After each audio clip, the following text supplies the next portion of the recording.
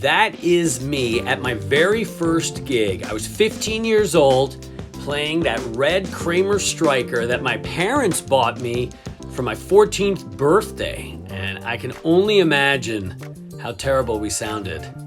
And I know what you're saying. It couldn't have been that bad. Your bass player's holding it down in tennis whites.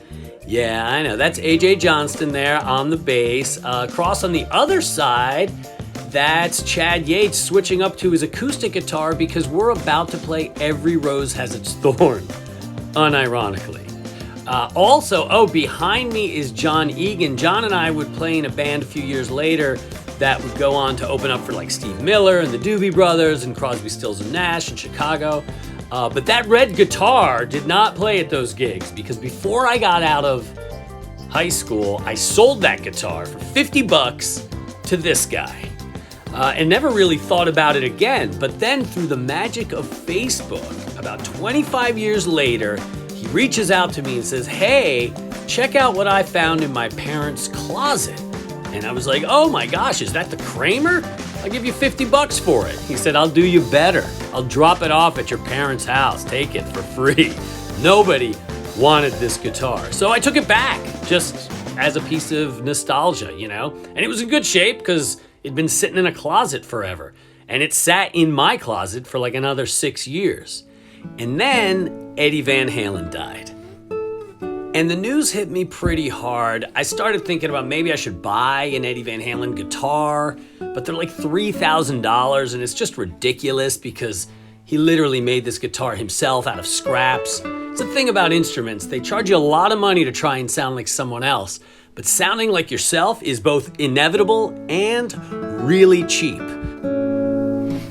So I decided I was gonna bring my Kramer back to life, and it was gonna be my little COVID project. So step one is I'm taking the neck off of this thing, sending the body to Hillemeyer Guitars in New York. They are making a neck that is going to fit on the body. Send it back, and then we're gonna try and transform this thing. I knew from the beginning I wanted to do a swirl dip paint job. I joined a Facebook group and some of the gurus told me you gotta practice. So that's what we did. That's how the whole swirling thing started. We were trying to find a design to put on the Kramer. So ultimately what ended up happening is we started dipping rectangles and I would take digital shots of them, bring them into Photoshop, and then be able to render them onto guitars and place them just right. We came up with like 30 different designs. There were so many. It was actually kind of hard to choose which one. And also, how was I gonna replicate this onto an actual guitar? Well, that got me thinking about Kirk Hammett. I remember back in the 80s, Kirk Hammett and Metallica started playing a Ouija board guitar where the graphics looked amazing. And what it was a wrap on top of the guitar, a graphic on top of the guitar. Now this was back in the late 80s where it was probably cutting edge. Nowadays, you can do it for any reason. So all I had to do was pick which one. So I picked two. I picked Geisha Nation and the Italian. I found a guy online. I had to wait like 4 weeks, which was very difficult, but ultimately they showed up. All right, so we're waiting all day for the skins to come. Tracking the mailman. Tracking the mailman. There he is. The mailman. We've been waiting for him all day. I think he's got the skins and he's just sitting there in his car on his phone. Get over here! I should go run up to him. I should go get it. And they finally showed up and it was kind of underwhelming. It doesn't look so good in my opinion because do we have this? It looks a little dull. I'm not that fired up. Maybe it looks good on camera, but in real life, You're saying it doesn't look good at all. It's just a little fuzzy to me and a little dull to me. Okay, so then there's that one, and then we also got the Italian. Wait, before you see it. In my opinion, I just don't Wait, like hold on. There's I don't know. It's not sharp. Maybe it'll look good on the guitar. What do you think? No. Well, we're gonna try. Fingers crossed. So the first thing I did is I took the neck off, right? That's the new neck. And then I had to wipe it down because nothing will stick to dirty. So make sure that it's nice and clean.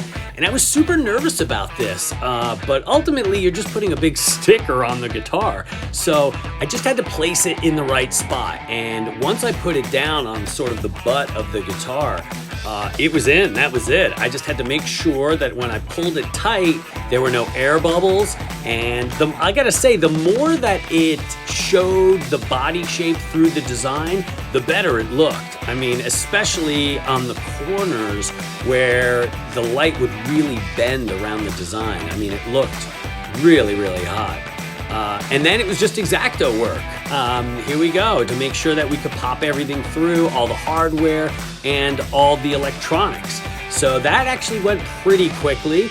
Then I was nervous about this, but I cut the horns out. Probably could have done a better job, but maybe I will next time. And once I started making these cuts where the design started hugging the shape of the guitar, it really started to look good. Put the guitar back together. Here's Geisha Nation in Photoshop. And this is it in real life. Look at that. Look at that. It looks amazing. Oh my gosh. So good. So good.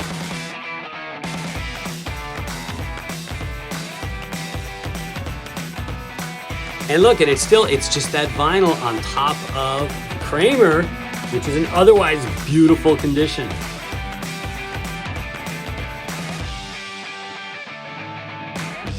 This is a Stratocaster.